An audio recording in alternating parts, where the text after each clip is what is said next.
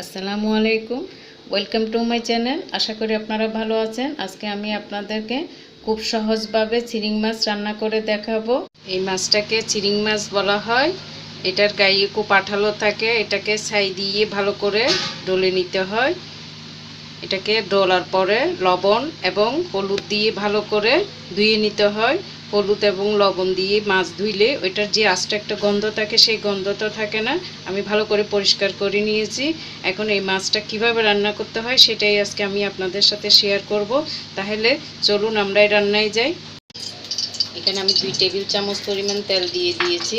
বড় পেঁয়াজের অর্ধেকটাই দিয়ে দিয়েছি আমি।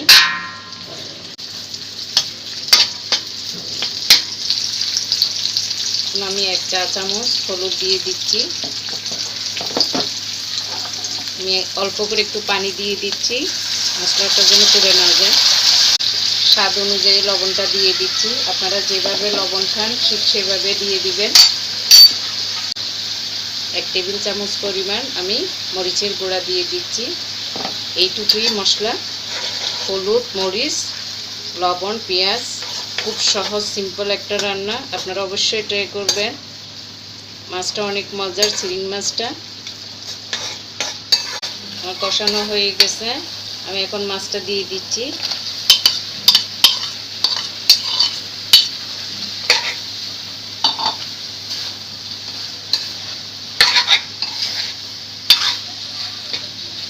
পাঁচ মিনিটের জন্য ঢেকে দিব। 5 মিনিট পর আমরা ফিরে আসব। 5 মিনিট পর আমরা ফিরে আসলাম।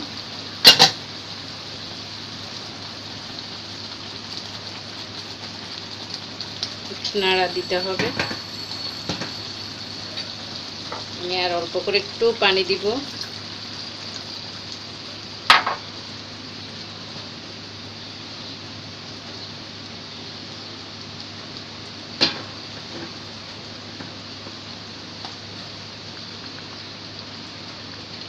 টমেটো দিয়ে দিচ্ছি একটা, কাঁচামরিচ দিয়ে দিচ্ছি আমি 3-4টা কাঁচামরিচ দিয়ে দিচ্ছি।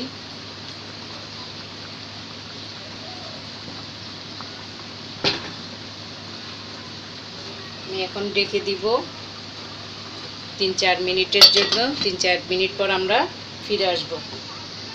4 মিনিট পর ফিরে আসলাম। মাছটা হয়ে গেছে। মাছ হতে বেশিক্ষণ সময় লাগে না। এখন আমি বেশি করে ধনেপাতা দিব। ধনেপাতা দিয়ে চুলা বন্ধ করে দিব। আমরা সার্ভ করব।